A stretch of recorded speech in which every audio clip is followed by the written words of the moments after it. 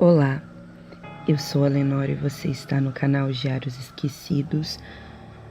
Hoje eu vou contar a vocês uma história real que foi escrita por mim.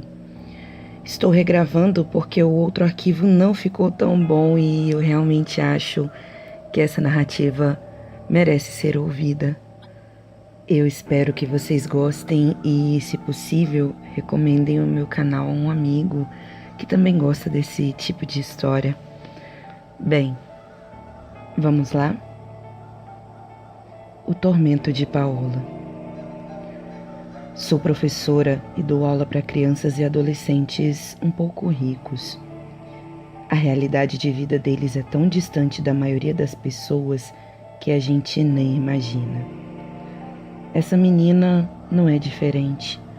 Mora em uma casa muito grande, confortável e bonita. Ela própria é uma menina muito linda, mas, ao mesmo tempo, muito perturbada.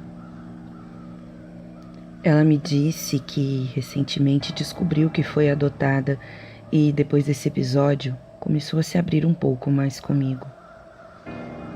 Pois bem, eu dou monitorias de gramática, literatura e interpretação de texto nos contraturnos das aulas. Ou seja, se a aula é de manhã, as monitorias são à tarde.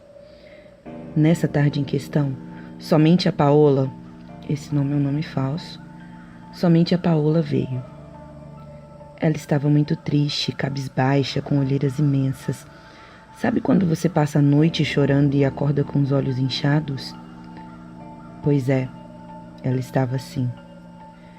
Perguntei a ela o que tinha acontecido. É muito comum que esses adolescentes se abram conosco porque os pais às vezes são distantes, ou separados, ou moram até mesmo em outra cidade. Muitos desses meninos moram sozinhos aqui, já que os pais são donos de latifúndios em outras cidades e estados. Aqui onde moro é uma cidade grande, mas com cara de interior. Muitos filhos de políticos e de gente importante moram aqui porque não tem a violência das grandes capitais. Inclusive, já ouvi confissões de alunos que contavam sobre abusos, abandono e outras formas de violência que chegaram a envolver a polícia. Eu cresci numa família humilde, então a gente acaba achando que meninos ricos não devem ter problema algum. Bom, não é bem assim.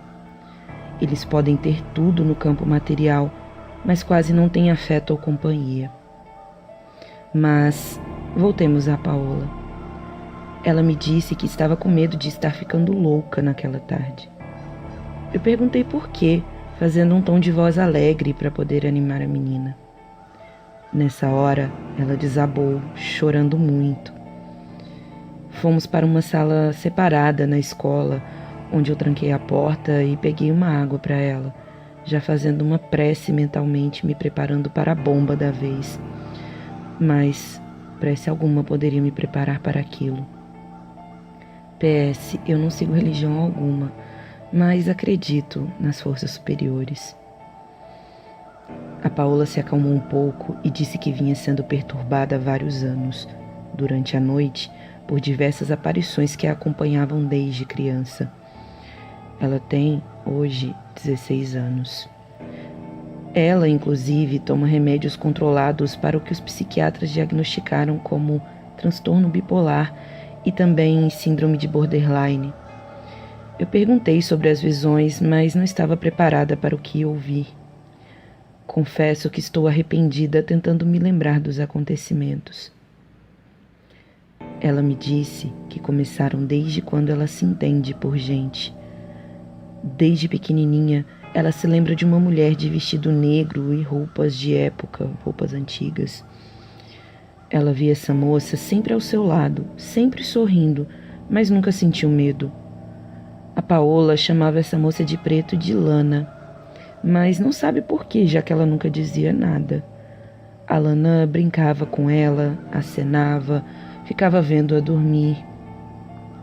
Minha aluna pensava que todos viam a amiga, mas depois de episódios constrangedores, percebeu que aquilo era algo só dela. Uma vez, quando ela tinha 8 anos, estava conversando com a mãe na cozinha, fazendo a lição, quando a Lana apareceu atrás da mãe dela sorrindo. Ela pediu para a mãe olhar para trás, que a Lana estava ali. A mãe olhou e não viu nada, e ainda brincou que essa Lana era tímida, e continuou fazendo um bolo. A minha aluna disse que se arrepende até hoje de ter feito isso, pois nessa hora a Lana ficou com muita raiva, e daquela expressão feliz que ela sempre carregava no rosto, ficou com a cara deformada, cheia de ódio, e acabou desaparecendo. A Paola ficou sem ver a amiga por umas 3 semanas. Foi quando tudo começou. Numa noite, depois das 3 semanas do sumiço de Lana, minha aluna, que é filha única e adotada, como eu disse, acordou com um barulho metálico de algo rangendo, como uma porta velha, dentro do quarto dela. Por achar aquilo estranho, ela abriu os olhos. O quarto dela era iluminado com um abajur de tomada. Sabe aqueles que tem só uma pequena lâmpada em formato de bichinho? Enfim. E esse abajur emanava uma luz muito fraquinha. Depois de abrir os olhos, ela viu um cadeirante ali, no meio do quarto dela. Ele era uma figura calva e os poucos cabelos eram muito brancos. Ao mesmo tempo, tinha um corpo velho, atrofiado, mas o seu rosto era jovem, muito jovem, quase um bebê. Andava com uma cadeira para frente e para trás e parecia ignorar a presença da menina. O corpo todo deformado, todo atrofiado, e de sua boca saía bastante baba. Ela disse que gelou e começou a suar muito, tudo ao mesmo tempo, mas não conseguia parar de olhar aquilo. Aqui é uma cidade muito quente, mas no quarto dela tinha ar-condicionado. E então não tinha motivo para ela estar suando daquele jeito. Ela disse que essa figura então começou a tentar se levantar da cadeira, uma visão totalmente agoniante. De repente, a entidade caiu no chão e ficou se arrastando pelo quarto lentamente, sujando tudo ao redor de baba. O som que ele emitia era muito triste, era como um lamento. A impressão que ela tinha era que esse ser pronunciava a palavra Angélica, repetidamente, mas muito baixinho. Nisso, a luz do abajur falhou e ela não conseguia mais ver para onde aquilo tinha ido. Tudo ficou em silêncio e ela dormiu chorando e rezando. No dia seguinte, ela acordou com a conclusão de que aquilo fora um sonho, nada mais do que isso. Como ela é filha única, guardou a aparição para si própria, pois não queria nem lembrar. Os dias foram passando sem maiores intercorrências, até que, uma noite, depois que ela voltou do cinema com os pais, sentou-se no sofá de casa e ligou a TV, enquanto eles foram ao carro buscar uns itens de mercado. Nessa hora, ela disse que a casa ficou muito silenciosa e ela começou a chamar a mãe. A TV desligou e ela viu um vulto na cozinha. A sala dela é bem grande e bastante longe da cozinha, mas ela disse que mesmo assim não daria para confundir, não eram os pais dela. Nisso, aquela figura começou a vir para cima dela lentamente e as luzes da casa toda se apagaram. O celular dela caiu no chão e apagou, e tudo ficou no mais completo escuro. Nesse momento, ela sentiu uma mão passando em seu cabelo, levantando as mechas, acompanhado de risadinhas masculinas. Ela gritou tanto que perdeu a voz. Alguns segundos depois, as luzes voltaram e os pais dela estavam na frente dela, olhando-a com os rostos incrédulos. Ela estava, tecnicamente, dormindo em tão pouco tempo e ainda tinha tido um pesadelo. Foi aí que as consultas na psicóloga começaram.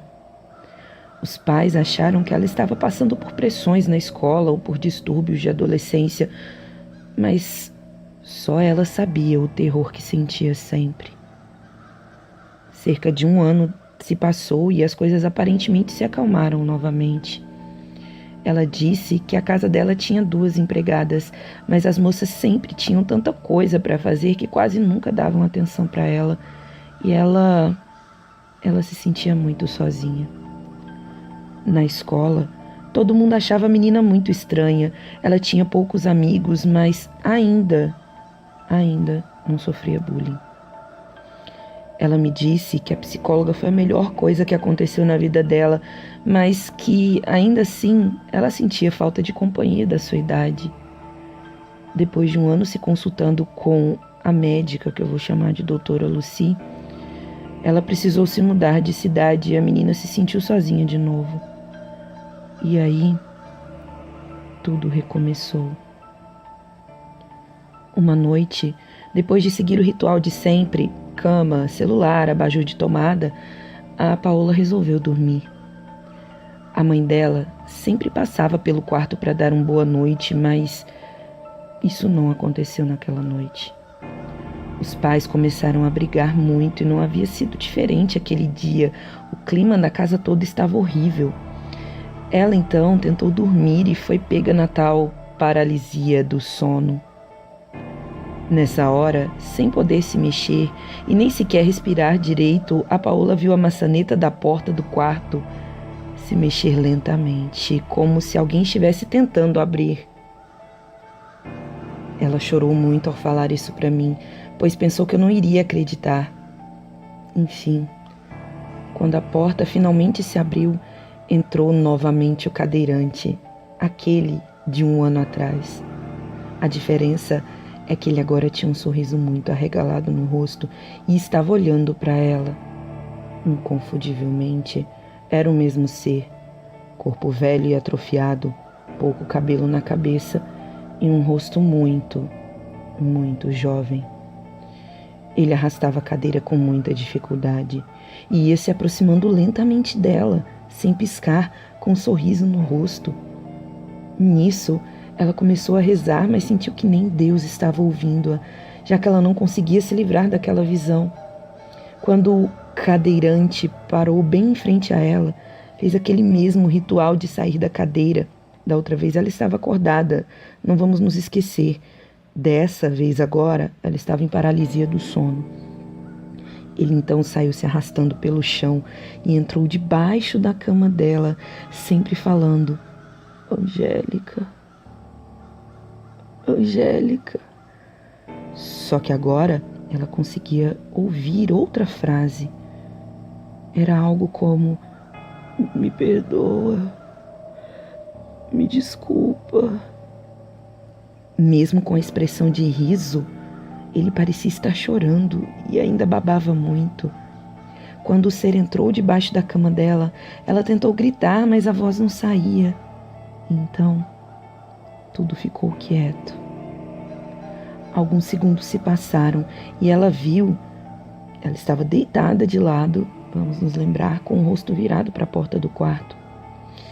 Ela então viu a mão ossuda do cadeirante subindo pela cama e parou a milímetros dos olhos dela. Ele tinha cheiro de algum produto químico, algo muito forte, e ela não sabia identificar o que era.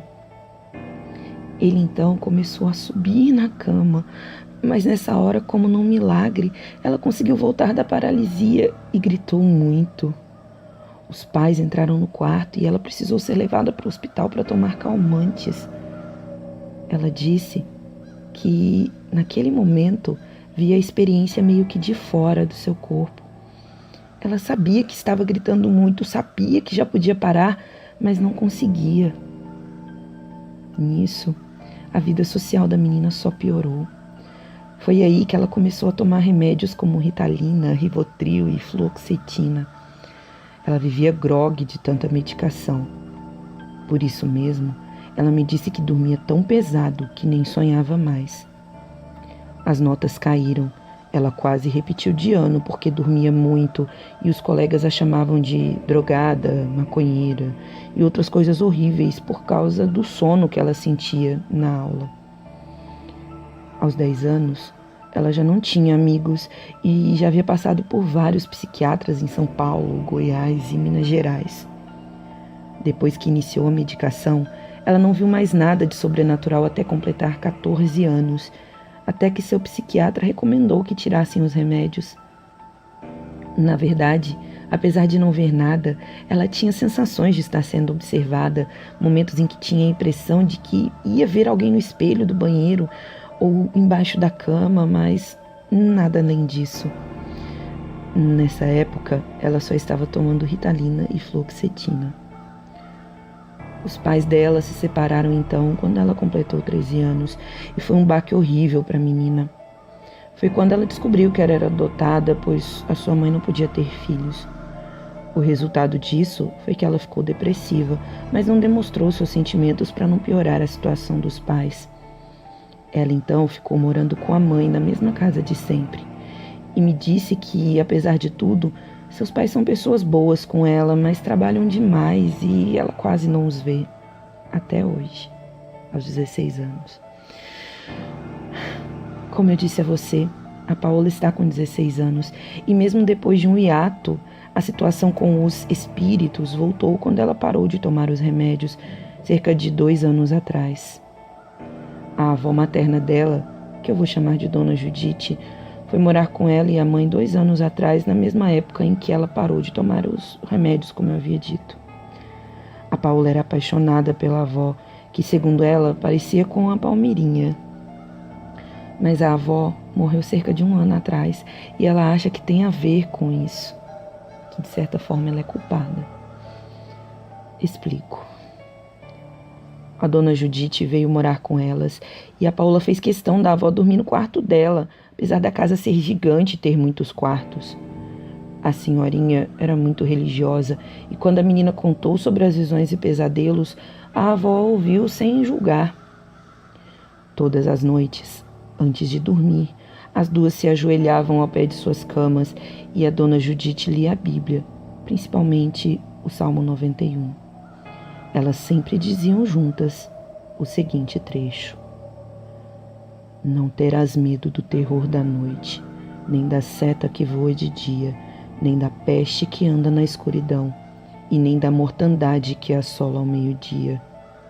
1000 cairão ao teu lado, 10.000 à tua direita, mas nada chegará a ti. Ela tinha decorado isso.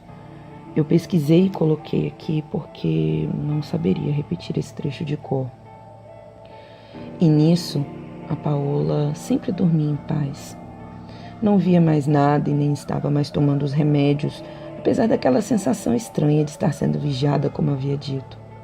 A escola acabou ficando mais tolerável e os pais, mesmo separados, voltaram a ser amigos. Porém, uma noite, depois da oração, a Paola foi dormir sempre virada para a porta quando entrou de novo em paralisia do sono. Ela não viu nada de anormal e tentou usar a técnica que a psicóloga havia ensinado para ela. Segundo a doutora Lucy, quando você ficar paralisado, tente mexer só os dedos dos pés lentamente até recobrar os sentidos aos poucos. Concomitantemente, esfregue a língua no céu da boca. Segundo a psicóloga, movimentos bruscos não adiantam. Eu mesma, para falar a verdade para vocês, já fiquei paralisada muitas vezes e confesso que às vezes isso funciona. Bem, mas a Paola disse que deu certo, ela acabou conseguindo se mexer e se cobriu, pois o quarto estava muito frio. Nesse instante, lembrem-se, ela estava acordada. A maçaneta do quarto começou a se mover, como tinha sido da outra vez. Ela gelou. Novamente ela estava acordada. Por isso, tudo era tão real que ela acabou pensando ser a sua mãe ali. Então, a porta abriu. Lá estava o ser na cadeira de rodas. Ele entrou, dessa vez gritando o que nunca tinha acontecido e esmurrando a cadeira com raiva, sempre com Angélica, Angélica. Só que dessa vez, ao invés de lamentar, ele gritava com ódio, raiva, mas ainda com dificuldade para falar. Desgraçada, vagabunda, Angélica, eu te amo. A Paola se encolheu toda enquanto ele vinha entrando, mas ele não estava vendo a menina, ele ignorava a presença dela. Foi direto na avó. Com muita dificuldade, aquele ser ficou em pé, com as pernas finas, entrevadas, trêmulas. Ele então começou a fazer algo que ela só conseguiu descrever como uma dança. Dessa vez, ele estava tão real que parecia mesmo que tinha um ser humano vivo ali. Até o tapete dela se moveu um pouco. Ele se movia com muita dificuldade e ainda gritando: Angélica! Ela estava rezando muito, cobriu a cabeça e começou a ficar com vontade de vomitar pelo cheiro forte de produtos químicos que saíam daquela entidade. Nisso, ele se calou e ela não tinha coragem de erguer a coberta para ver o que estava acontecendo. Foi quando a avó dela começou a soltar uns ruídos, como se estivesse num ronco, mas não era exatamente um ronco. Ela ficou desesperada. E se aquele ser estivesse ali atacando a sua avó? Então, ela descobriu a cabeça e o ser estava com o rosto colado no dela, no de Paola, e a mão dele estava esticada no pescoço da avó. Detalhe, a cama da avó ficava longe, então aquela entidade estava com os braços muito esticados, anormalmente esticados. Olhando para ela, o ser falou: Angélica.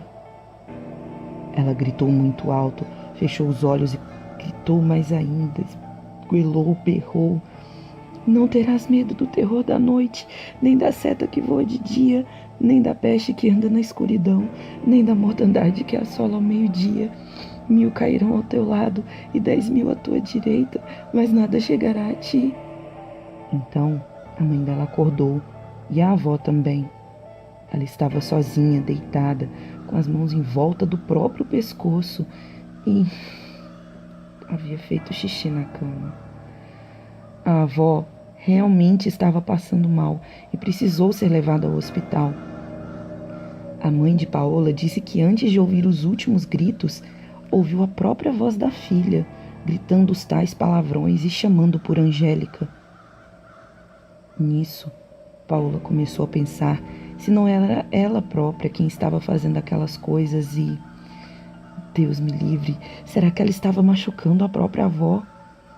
A dona Judite disse que não, mas ela já não sabia mais de nada. O estranho é que parece que esse foi o catalisador. Depois desse último relato, o sobrenatural começou a tomar conta da vida dessa menina de vez e foi tão estranho que chegou ao desespero dos dias de hoje. E é aí que eu apareço na história. Depois desse episódio, Paola começou a trancar a porta do quarto, principalmente porque a dona Judite não foi mais dormir com ela. A mãe dela achou melhor que a avó dormisse em um quarto maior, pois, segundo o psiquiatra, a menina poderia ter outros terrores noturnos e isso prejudicaria o sono da avó, que estava doente, já idosa. Mas vamos continuar a história. Como eu disse, Paola passou a trancar a porta do quarto e as coisas aparentemente se acalmaram. A luz do corredor passou a ficar acesa, bem como a luz do quarto dela, pois assim se sentia melhor. Ela então começou a tomar remédios controlados para dormir, mas a dosagem ainda estava baixa e a insônia sempre a pegava, quase até o dia amanhecer. Esse ano, detalhe, 2015, ela mudou de escola, mas acabou repetindo a série. Paola estuda no primeiro ano do ensino médio, deveria estar no segundo. Era muito bullying, os xingamentos continuaram e ela não se sentia feliz em parte alguma. O pai dela estava se casando novamente e não tinha tempo algum para gastar com ela. Os remédios, na sua visão, ajudavam os fenômenos a não acontecerem, mas acabavam com a saúde dela. Na nova escola, que é esta onde dou aula, Paola começou a se adaptar melhor, mas mesmo assim é uma menina muito tímida e sombria. Eu não sei explicar. Ela tem uma aura triste, de cansaço, de sono. Quase não tem amigos e nós, professores, recebemos uma série de resoluções sobre o que fazer caso ela tenha alguma crise em sala de aula.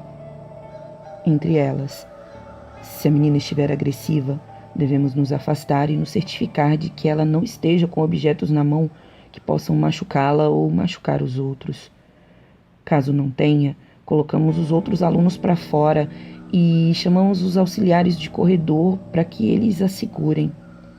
Se for uma crise de choro ou algo do tipo, oferecemos apoio e a convidamos para deixar a sala conosco, para levarmos à diretoria.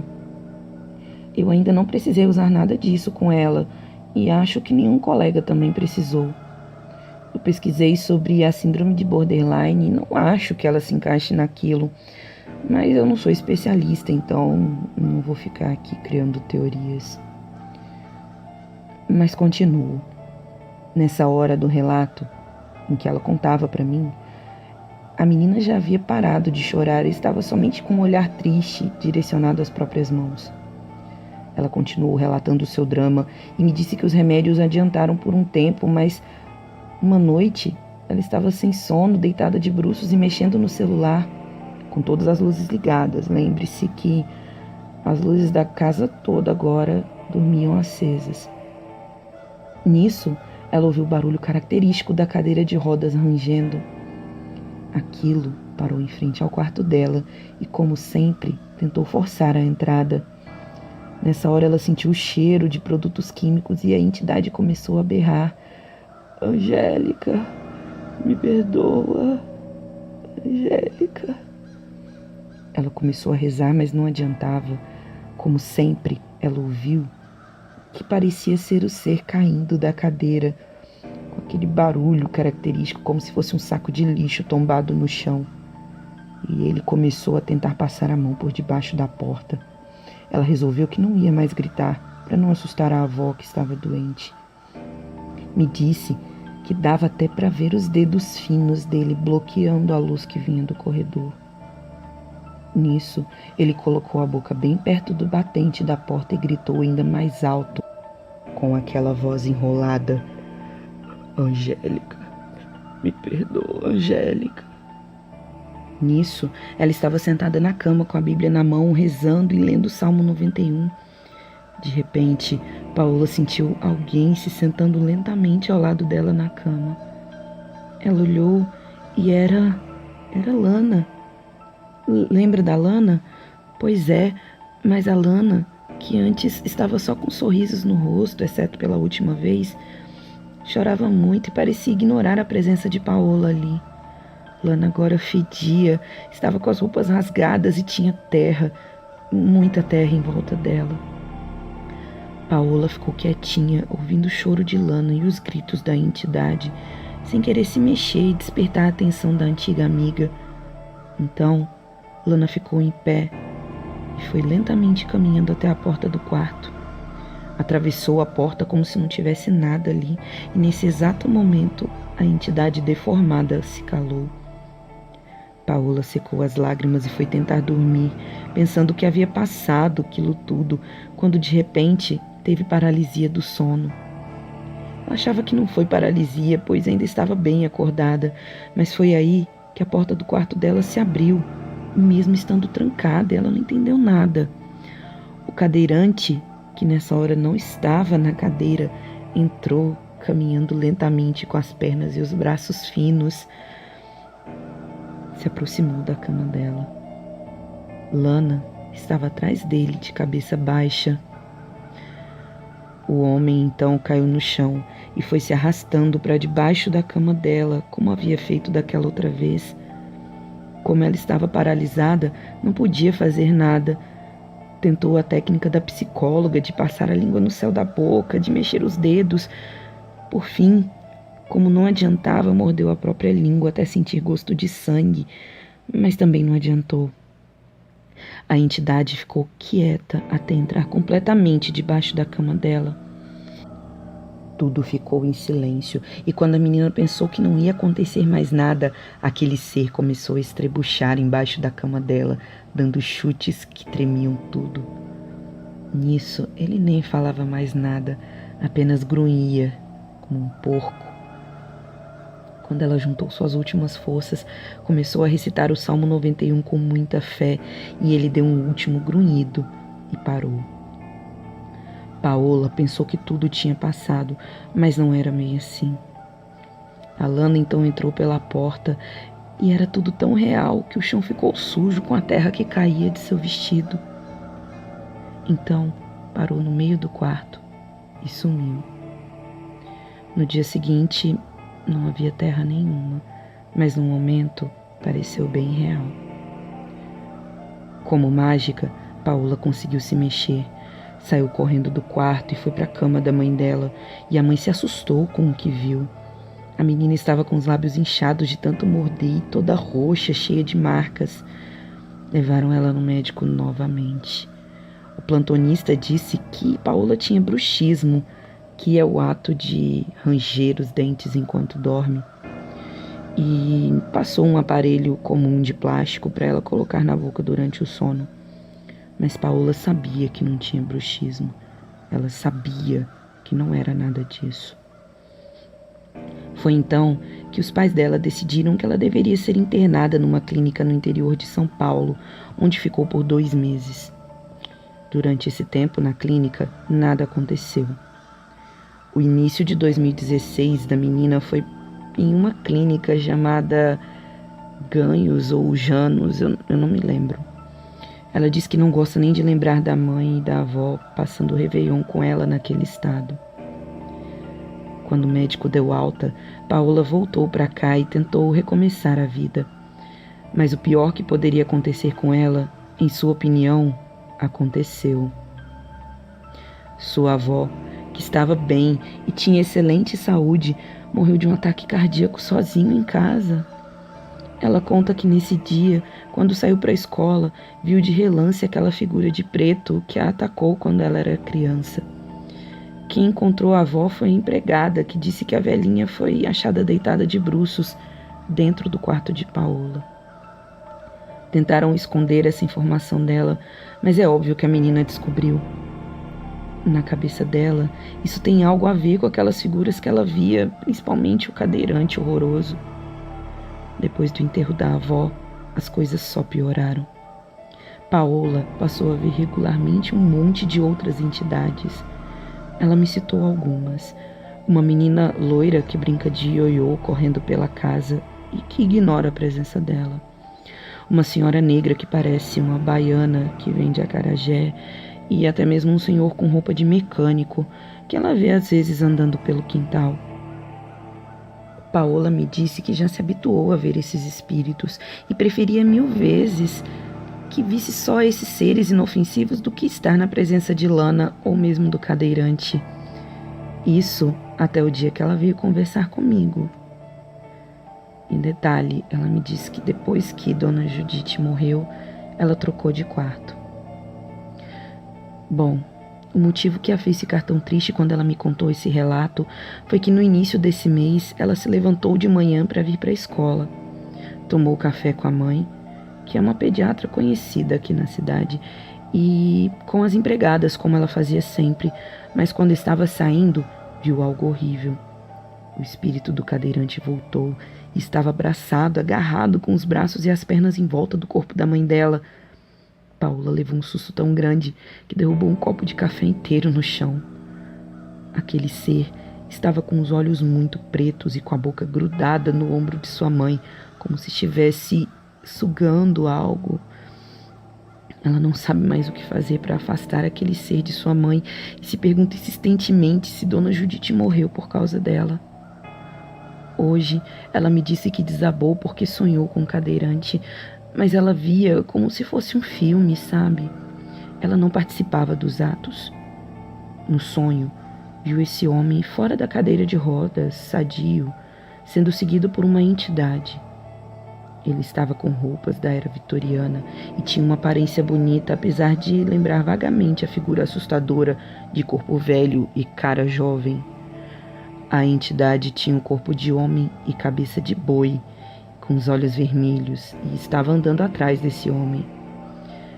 Ela não ouviu e nem sabe como, mas teve a nítida impressão de que esse senhor se chamava Lúcio. Pois bem, o Lúcio estava chorando muito e com uma arma e um bilhete na mão. Ele lia em voz alta o que parecia ser uma carta de despedida. Depois de ler, saiu em disparada pela rua e cercou uma mulher que estava saindo pela porta. Era de noite. Essa mulher estava grávida, mas parecia que tinha apanhado muito, pois estava cheia de hematomas. Lúcio, então, tentou arrastar essa moça para dentro de casa, mas ela se recusou. Ele, então, num ato impensado, apontou a arma e deu um tiro na boca dela. Ela morreu na hora. Em seguida, ele apontou a arma para o próprio coração e disparou, mas não morreu. Nessa hora, uma figura que lembrava vagamente Lana saiu correndo de dentro do casarão e tomou a arma dele, gritando como uma desesperada. Lana parecia ser parente, talvez irmã de Lúcio. A entidade ria e relinchava enquanto tudo ali acontecia. A Paola teme que essas não sejam simples coincidências, mas sim lembranças de uma vida passada. O que vocês acham? Eu não falei nada, eu não me julgo capaz de dar conselho espiritual qualquer para qualquer pessoa. Paola me disse ainda que desde a morte de sua avó é comum ver espíritos agarrados às pessoas que estão em volta dela, amigos e, Deus me livre, até professores. Alguns estão somente do lado, mas outros ficam agarrados como se estivessem presos, ou com algemas, ou segurando nos pés, sendo arrastados. Uns nem se parecem com pessoas, mas sim com bichos, ursos, cobras e coiotes. Muitas pessoas também são acompanhadas por figuras bonitas que transmitem paz, mas que essas figuras que se parecem com animais são um tipo baixo, sujo e maligno, e muito mais comuns.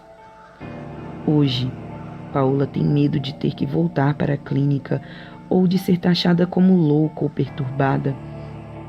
Fora que ela foi diagnosticada, como eu disse, com síndrome de borderline, mas diz que a culpa não é dela. A culpa é dos espíritos que a perseguem. Ela diz que tentou encontrar na árvore genealógica da família quem era Angélica ou se havia alguma pessoa com necessidades especiais, mas não encontrou. Então, ela se pergunta se o problema é dela, se na família biológica dela há explicações para isso ou se tudo não passa de alguma maldição. Além disso, a casa não tem nenhuma história específica. Ela diz que seus pais foram os primeiros moradores, então não teria como ser uma herança maldita. A cidade em que eu moro também é uma cidade jovem, então não se explica ser algum cemitério no terreno, ou maldição, sei lá. O que eu me pergunto é, será que ela foi essa tal de Angélica em uma vida passada? Será que ela fez algo muito ruim com esse cadeirante e com a Lana? Bom, eu sei que esse relato está grande, mas Paola queria muito que eu o escrevesse. Ela não se acha capaz de ordenar as ideias no papel, porque os remédios também dificultam essa ação.